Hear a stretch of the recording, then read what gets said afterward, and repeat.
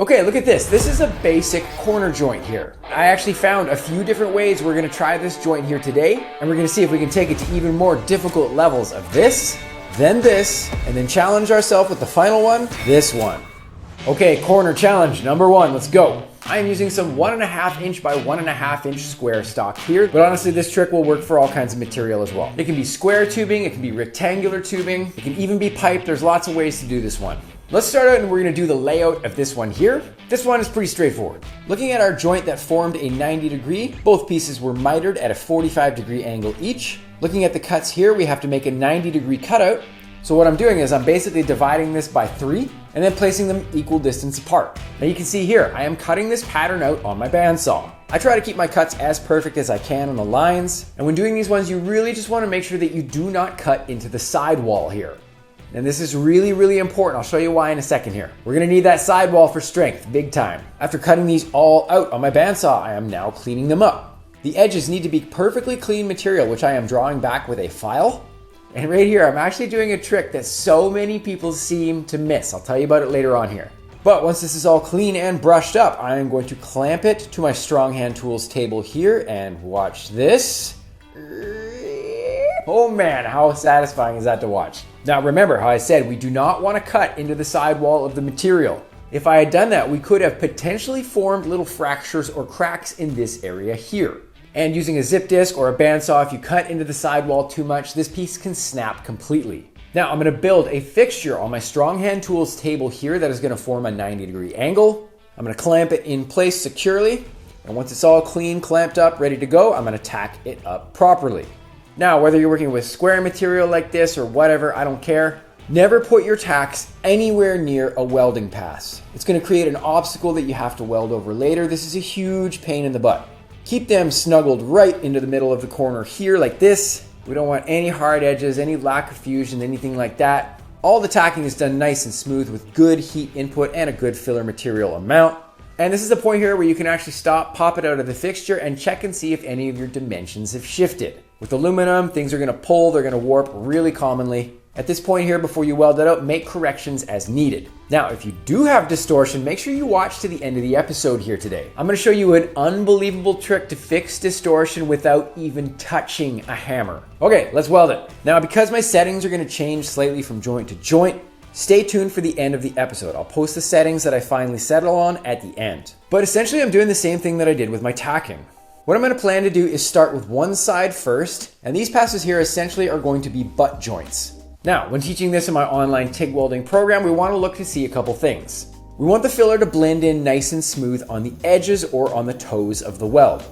We want the perfect amount of filler material. We don't want too much reinforcement, but we don't want inadequate filler material amount because then we will have areas that are sunken or hollow or concave.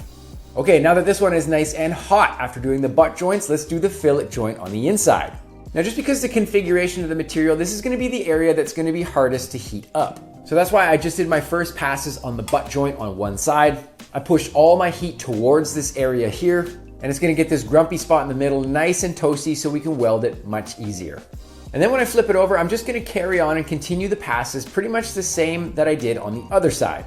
And I'm gonna finish everything off with nice little buttons strategically placed right on the corner. And here we are, take a look at the results here. This is a really cool alternative to just a typical 45 to 45 to make a 90 degree corner. We don't see any hollow or concave spots anywhere, and the width of each pass does not flare out to become too wide anywhere. You could make arguments that the unwelded sides potentially could be weak points, I guess. But hey, in the shop here today, I'm having fun. Now, if this one was cool, want to see how I can make the next one even cooler? Let's see if I can do corner challenge number 2, and this is where things start to get trickier. So this is basically the formula that I learned from watching a YouTube video that I saw online. I have the radius figured out in relation to the material thickness and dimension of the material that I'm using. You can see with this one, I'm going to be working with a radiused corner now, and this is going to be cut in a strategic way.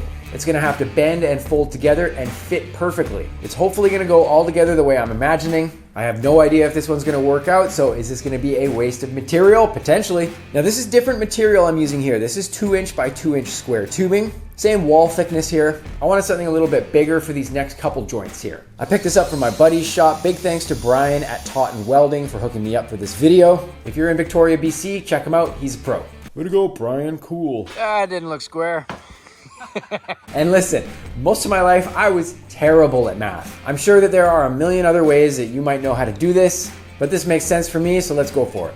Now again, I'm cutting this out on my bandsaw. I have to be a sniper with this one. Now do you see why I'm being so careful not to cut into the sidewall? I'm actually using a cutting fluid that makes the cutting much smoother and easier. It's a bit of a pain in the ass to clean off after the fact, but I can clean it off with acetone later. Now again, I'm using the file to flatten all of the edges. It's gonna get me a better fit up. Again, it brings me down to fresh and clean aluminum to weld. So you can see why this is so important, but like I mentioned earlier, there's also something very important that it helps me with, but I'm gonna show you that on the next joint we do here. And again, if you skip that first joint that we did, go back and watch it. Now looking at this here, if you think cutting out this one is intricate and tricky to do, wait until you see the next joint. Okay, now clamping it securely to my strong hand tools table here. I'm gonna get a good hold of it, and I'm gonna bend it carefully. Wait a minute, who put this clamp here? Move that. Here we go, nice, looks good. Again, I clamp it into the fixture that I made on my table, tacking it together nice and precise. We're good, let's weld it. This one I'm going to do a little bit different. What I'm gonna do is I'm gonna start out here on the radius, and I'm gonna head towards the inside corner or the fillet welding area. On the outside corner here, I do not wanna use too much filler material. This is gonna spill over the edge and it can cause lack of fusion or cold lap if I do. I want the transition between filler and base material to be nice and smooth, and I want the welding to follow the natural radius of the joint. This is gonna look cool. Then you can see as I get ready to do the butt joint here, this one's pretty simple. The rounded corners of the material actually give me a natural bevel to the joint, no prep needed here. And when welding it, I just wanna keep up good heat and good filler. There are obviously way more things that we want to see out of welding a butt joint. If you want to go further, you can take free classes on my website online on demand right now. You can go over all of these cool joints and you can learn at home in your own shop at your own pace. And yes, like I said, they are free and they are on demand. Learn to try these joints, they're a blast. Welding it, we do not want to let this pass fall concave or hollow. Use enough reinforcement. We want the perfect amount of filler material. We don't want too much reinforcement, but we don't want inadequate filler material amount because then we will have areas that are sunken or hollow or concave. Now finishing up here, I've made a little pocket at the end on the corner. But what I'm gonna do is I'm gonna leave the fillet weld for last this time. I'm gonna flip this piece over and I'm gonna repeat what I just did on the other side. Now this thing is getting hot, so I'm starting to have to really make sure that I control the heat that I'm using and make sure I use an appropriate amount of filler. Everything goes pretty smooth for the outside corner as well as the butt joint running towards the corner. And now that I've repeated both steps for both sides, I'm gonna hit the fillet weld in the center. Now all of the heat has been directed towards this area, so it is nice and warm for me. When I'm starting my fillet weld, I just wanna make sure I connect to the passes that I finished with previously, very important. Run everything as consistently as I can from point to point, and then finishing up here, bada boom, here I go, I'm done. Now, I still have one more challenge to go, but this looks awesome. I love the area where the welding follows a natural radius of a corner like this. Especially with a longer radius like this, I love the look of it. The symmetry of the outsides compared to one another looks awesome. And the fillet weld in the center is great. It's nice and tight. We can see some penetration on the inside. Each pass is connected perfectly in the corners. There's no gaps or voids in between passes. If this one was fun, seriously, wait till you see what I'm about to do with the next one. This one is going to hurt your brain. Here is corner challenge number 3. Let's say I want the radius of this corner to follow the curvature of something specific. For example, I'm using this can of paint here. I'm gonna copy the profile onto a piece of paper like this, trace it out. Now again, like I talked about, I'm sure there's all kinds of formulas and stuff that will do basically the same thing for us. But if you're like me, you're not terribly good at math. You like just getting your hands on something and figuring it out. Using paper, cardboard, this is something I do with fabrication all the time. Now you can see that the folded pattern that I've cut out here is literally just the radius of the can quartered, and then I'm folding it into a bunch of pie cuts here. I'm gonna then cut this template into the width of material and I'm gonna stretch her out. This is gonna give me a rough layout of how much I need to remove from my cuts and slices. As you can imagine, this probably isn't super precise, but it absolutely will be close enough that we can work with it. Now, once again, I'm back at the bandsaw, following my layout carefully. And then after all this cutting, I'm gonna go back to work with the file. So let's stop right here and take a look at the work I've done with the file. Did you see what I did here? Not only was I using it to do, like I talked about, removing surface contaminant, straightening lines to get a better fit up, I was also doing something that was very important, With every cut, every slice of the material that I've made so far, I've been using the file to put little beveled areas where I need to on each joint. Now, look back at the first one here. If we just had raw cuts fitting together, this would really put the pressure on you or I to get perfect penetration welding down into the joint. Sure, we may be able to get perfect penetration down into a joint, but what's something that we see all the time when people make these joints on the internet? Drives me nuts when I see this.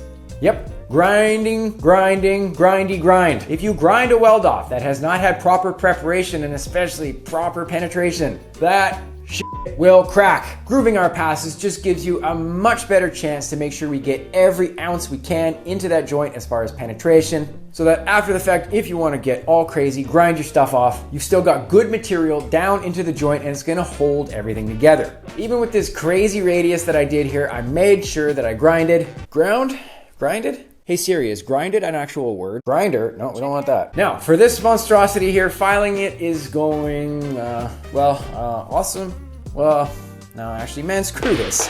Idea! Let me use this instead. This is a die grinding bit that is going to do exactly the same thing that I wanted to with the file. I don't want to use anything with any kind of abrasive. We don't want to leave particulate or anything in the surface that we grind back. This is still extremely time consuming, only took me like an hour to finish. But making sure that this is done properly is very important to me. And again, cleaning it up with the file a little bit after the fact. I'm very happy with my preparation. So let's bend it. Are you ready for this? Clamping it to my table. Oh, heck yeah, bud. Again, slap it in the 90-degree fixture on my Strong Hand Tools table here. We're gonna lock this down with clamps and let's tack her up. We want all the tacks on the corners. Nothing too obnoxious or in my way when I'm welding. Now, for my welding sequence here, I'm going to start the same as I did on the first joint that we did here. And again, if you skipped over and missed what I did on the first joint, go back and watch it. Here's a timestamp, make it easy for you. Now with that joint, do you remember where we started? We started right on the point of it here. We do a straight shot across the butt joint. But what we're gonna do here this time is we're gonna stop on the inside corner right here. Then what we're gonna do is take what we did for the second joint and we're gonna mirror the passes on the other side and direct them in the same direction towards the corner. So it's gonna get all the fillet welding we have to do in the center nice and warm for me. And hopefully this is gonna lock down any distortion that we may have to deal with when we do the fillet welding on the insides. Now remember, when welding on the inside of a radius, it's very common that you could pull the angle of the joint tighter. So I recommend as you're doing this joint to just check your dimensions as you go. Make corrections as needed. You can use wood blocks to tap things around if you need to. Don't just hit stuff sitting on a metal table, please. You'll scratch the shit out of your welds and dent your piece. Even with the hammer, make sure that you're using the wood block underneath that as well. Let's frickin' weld it. Now, to be honest, welding the butt joints with this one was a pain. Each of these sections were so small, and as I was running each pass, they were overheating so fast. I had to be really careful not to let the passes spill out wide and cover over the neighboring welds. Even with bouncing around and letting the piece cool down in between passes, this was a challenge because each one was so close to the one next to it. Keeping up the filler material for good reinforcement and paying attention to the overall width of each pass was paramount with this one. Overall, I was not terribly happy with the welding that I did on this one, but they did turn out consistent enough and the welds stayed off each other. They didn't spill all over the place for the most part. Now that both sides are done, we're ready to do the fillet welding on the inside, and this is where everything changes. I originally wanted to bounce around and do all of these welds spread out, so we didn't do too much welding in one area. But you can see each of these passes are so close to one another. While my original plan of bouncing around a little bit may have helped with distortion, I do want this thing to look as clean and organized as I can. So I'm deciding to do these passes one after the other, exactly the way I was not planning to do, knowing that this is going to cause some distortion, but I'm going to show you a trick on how to deal with this distortion after. I guarantee I can fix it without even touching a hammer. Good challenge, hey? Stay tuned. Okay, fillet time, let's go. These passes are even more annoying. This entire piece is nuclear hot in a matter of seconds. Keeping up filler material, not letting them spill out too wide was key here. I was just running from the first pass to the last. I did try and let it cool down in between each pass a little bit, but it didn't really make much of a difference. And then when finishing, putting all the buttons on top of one another in a nice little row. Even though these things were a bit crazy with the configuration, I am relatively happy with how it turned out. It worked out cool enough, but we learned something so valuable with this joint. Having the bevels prepared and done before welding this one was so important. Basically because I need the heat to remain narrow to prevent overcrowding with all the welding that happened here. All the welds were trying to spill out on top of each other. So without the bevel, the penetration would have been really shallow or non-existent. And because of the bevels, we got penetration on the inside as well. But wait, what about that distortion? Remember how I predicted it would pull in? Looking at it here on my square, yep, she tightened up on us. But remember, I said we could fix it without even touching a hammer. Watch this trick. Remember, aluminum dents as easy as tinfoil, especially when it's warm. What I'm doing here is I'm bridging the piece over 2 pieces of wood like this. First up, I'm measuring the distance in between the 2 corners on the bottom. This is going to give me my baseline. And then using a decent amount of force as I'm cranking the clamp down, I'm putting pressure and forcing the bottom edges out. I'm checking in with my measurement to see how much I'm moving things as I'm tightening it. Just do it a bit at a time. Don't do too much all at once. Taking it apart here to have a look. Damn, not quite enough. Try it again. Again, checking my measurements as I pull it out. All right, let's take a look, see how it looks. Get out of my face thing. Nice, perfect. And I did it without even using a hammer. Now, see these 2 practice coupons here? Pretty simple, right? I found the best welding exercises that you can do with basic welding coupons. This episode goes over the step-by-step instructions on how to get the best control and the best results with your TIG welding. Watch that episode next.